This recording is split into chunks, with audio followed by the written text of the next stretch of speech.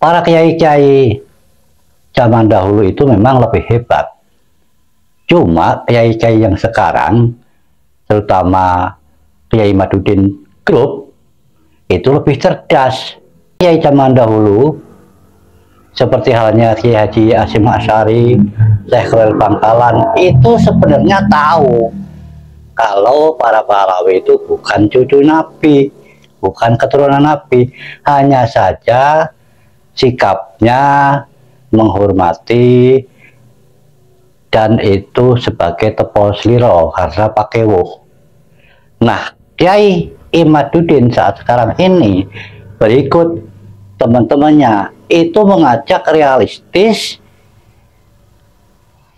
harus bersikap apa adanya, mendobrak tentang keterbukaan, mengatakan secara jujur bahwa mereka itu bukan keturunan Nabi. Jadi apa yang dia ketahui dikatakan apa adanya. Kalau kiai dulu itu sungkan pakai wuh, meskipun tahu tidak mengatakan kalau beliau itu bukan cucunya Nabi. Saya rasa begitu saja.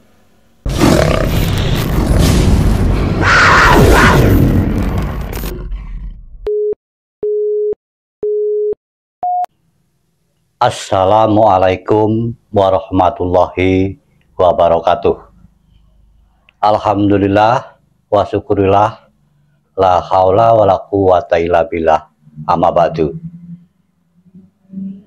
Sejak membuat kajian tentang nasab Pahlawi, Kiai Imaduddin serta grupnya saat ini selalu mendapatkan cemooh ataupun ejekan atau sikap yang direndahkan oleh para muhibbin Habib ataupun juga oleh kiai Nusantara yang masih kolot peradabannya, yang mana orang-orang tersebut mengatakan apakah kiai sekarang lebih hebat daripada kiai-kiai zaman dahulu. Orang-orang tersebut menyandarkan bahwasanya kalau Kiai Haji Hasyim Asy'ari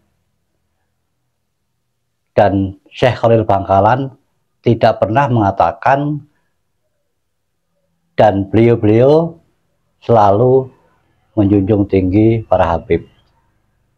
Nah, menurut saya para kiai-kiai zaman dahulu itu memang lebih hebat.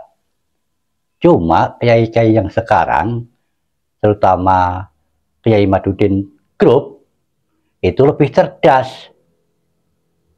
Mungkin saja kiai zaman dahulu, seperti halnya Kiai Haji Hasyim Asy'ari, Syekh Khalil Bangkalan, itu sebenarnya tahu kalau para pahlawi itu bukan cucu Nabi, bukan keturunan Nabi, hanya saja sikapnya menghormati dan itu sebagai tepo sliro karena pakai wuh. Nah, Kiai Imaduddin saat sekarang ini berikut teman-temannya itu mengajak realistis, harus bersikap apa adanya, mendobrak tentang keterbukaan, mengatakan secara jujur bahwa mereka itu bukan keturunan Nabi.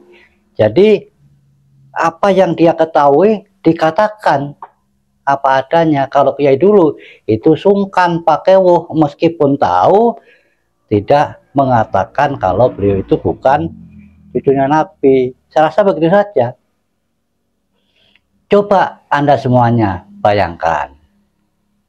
Ini bagi orang yang mau berpikir waras ataupun netral, tidak condong kepada para habaib maupun tidak condong ke Kiai Imad, tapi menggunakan nalar yang sehat. Yang namanya dedengkot nenek moyang para wali itu kan katanya yang bernama Ubaidillah. yang mengaku kalau Ubaidillah adalah anak Ahmad bin Isa. Ahmad bin Isa hidup di abad keempat. Orang yang hebat, orang yang terkenal, orang yang punya kedudukan di kala itu, pasti ada yang menceritakan. Kalau dirinya tidak menulis, pasti ada orang lain yang menulisnya. Tetapi pada abad keempat tidak ada yang namanya Ubaidillah tersebut sebagai anak Ahmad bin Isa. Abad kelima tidak ada tulisannya juga. Abad ke-6 tidak ada, ke-7, ke-8, ke-9. Baru di abad yang ke-10 ada kitab, tiba-tiba nongol nama Ubaidillah. Dicantolkan sebagai anak Ahmad bin Isa tersebut. Apakah ini masuk akal? Cobalah penyerangan yang netral, ya, yang mau berpikiran tidak pro ke sana, tidak pro ke sini, sikap Anda bagaimana? Pasti ini kan tanda tanya. Bisa saja itu akal-akalan Pahlawi yang ingin memperoleh kedudukan, ingin memperoleh kemudahan-kemudahan dengan cara mengaku sebagai cucunya Nabi. Nah, mungkin saja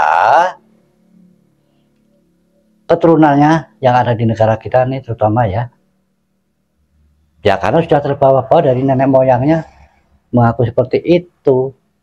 Dan hal itu pun berlanjut diteruskan oleh anak cucunya supaya tetap mendapatkan hal-hal istimewa.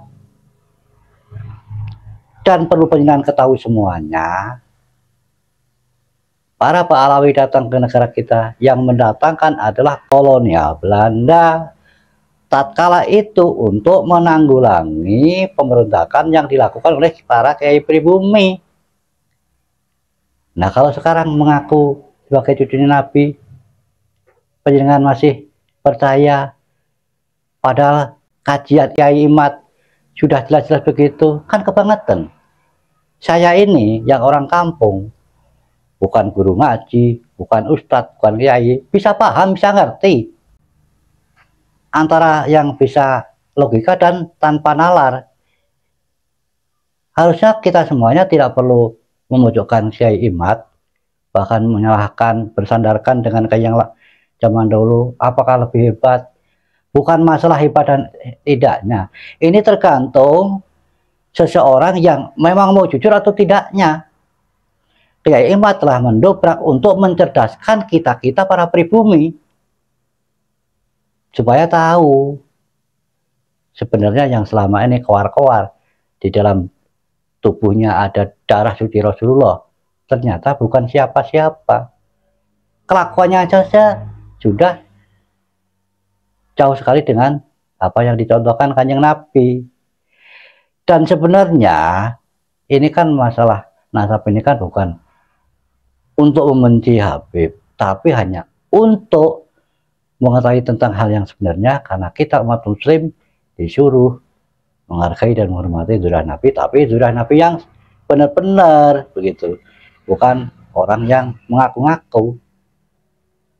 Dan kalau syarat yang dipinta, contohnya tes DNA tidak melakukan, kajian ilmiah dari Kiai Imad juga tidak didebat, itu kan sudah jelas menandakan beliau itu orang-orang Pahlawi tadi ya. Kita mesti tanda tanya. Nggak berani berarti ya tahu sendirilah panjenengan semuanya. Nah, makanya ribut-ribut soal nasab ini nggak akan kelar. Selamanya hanya begini-begini saja.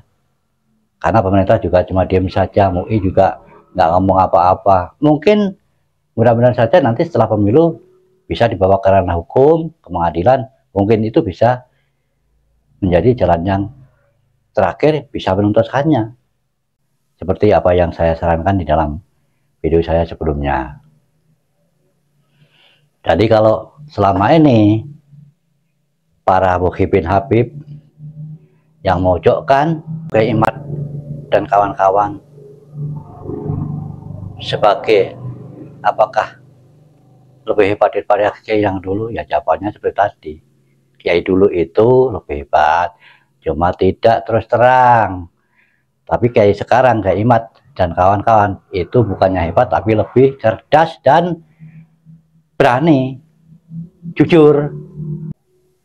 Kiai Imaduddin lebih berani, lebih jujur di dalam menyampaikan kepada umat agar warga bangsa ini tahu tentang hal yang sebenarnya. Cobalah penjenengan semua kan menyadari ya, sampai saat sekarang ini Pak Alawi merasa rasnya lebih tinggi di atas para pribumi kita ini. Kita ini sudah merdeka. Kalau yang merasa rasnya lebih tinggi berarti sama juga penjajah. Seperti halnya pada saat zaman penjajahan dulu, Belanda itu ya menganggap dirinya lebih tinggi kastanya. Anda dijajah kok tidak sadar malah mendukungnya.